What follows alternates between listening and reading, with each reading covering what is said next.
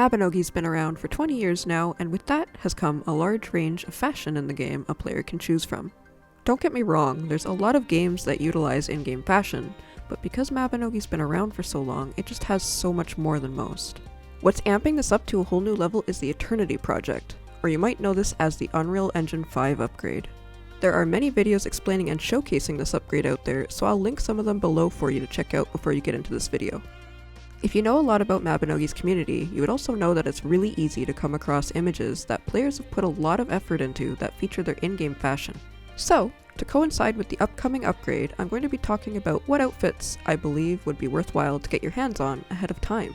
I'm going to be putting these into different categories at first, but later on I'll talk about some individual outfits as well. And before you guys say anything, this does mean that I will not be going over hats, shoes, gloves, or etc. That could be for a whole new video. Starting off with our Rabi Phantasm Succubus Queen suits, the full bodysuit, half bodysuit, and partial bodysuit are all each one of the more expensive outfits in the game. Specifically, the half bodysuit and partial bodysuit are harder to get and more expensive because in order to have a chance at the drop, you'll need to strip the Succubus Queen.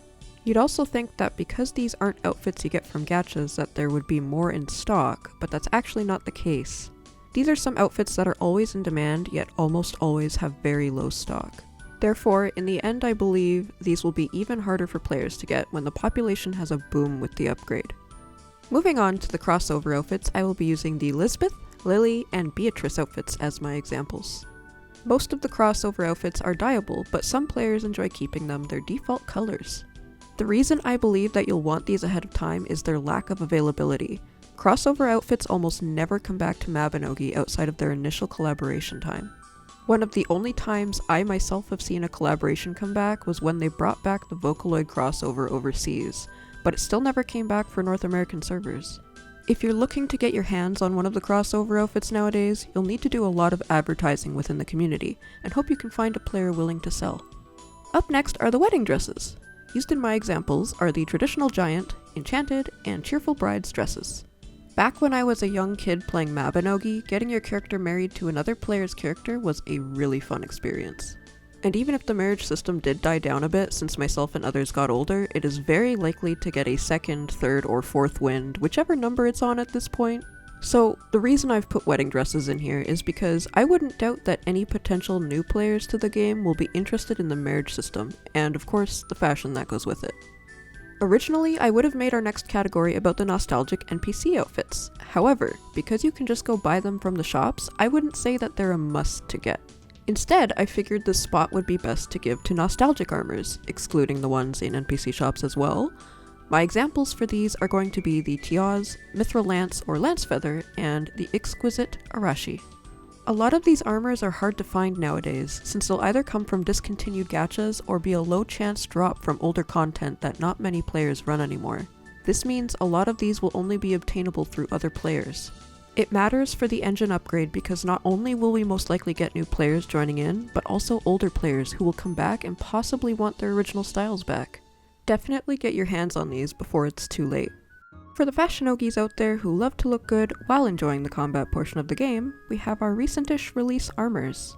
The examples for this were tough to pick, but I decided on the Saint Guardian, Elemental Harmony, and Cian Bliana. I'm probably saying that one wrong. At this current moment, these seem to have a good balance of stock and demand.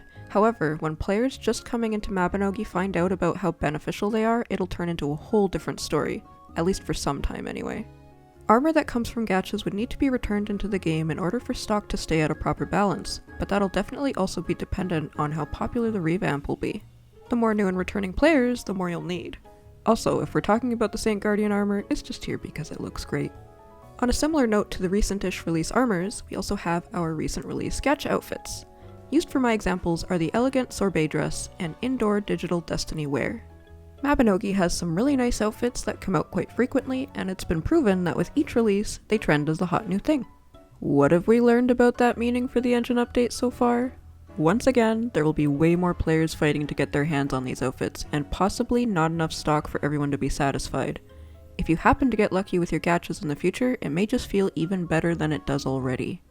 Up next is, in my opinion, the most important category that you'll want to care about before the update: the current static outfits.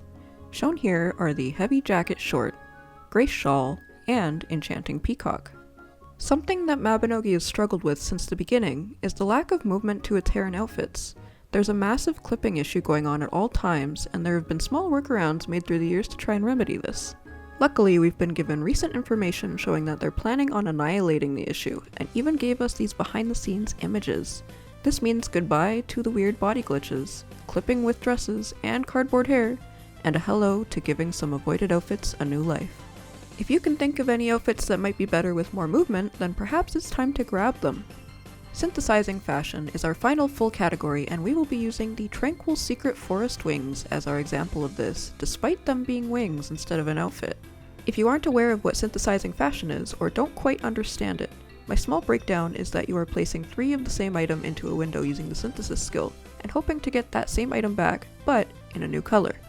This is used for fashion that you can't dye regularly, and it doesn't always work with everything. We actually have our own small community dedicated to finding out what works and what doesn't. Because this can be a costly and tedious process, these items will continue to be sought after, especially if this moves over properly into the new engine. So because these next outfits don't truly fit into a bigger category, I figured I would end the video with a couple of individual outfits. We've got the Festia Merchant outfit, Four Seasons floor dress, special Young Miss outfits, and the special Shining Stage outfits. In short, the Festia Merchant outfit is a chore to get, and I'll link my video about it for you below. The Four Seasons floor dress is the most rare outfit in the game, and both the Young Miss and Shining Stage are fancy casual enough to stay relevant. If there were any outfits or categories you would personally like to inform others about before it's too late, please go ahead and talk about it in the comments. Our community of Fashionogi players will forever be thankful to Nexon for giving us the chance to continue on and prosper for the future. Thanks so much for watching. Good luck on all the outfit hunting!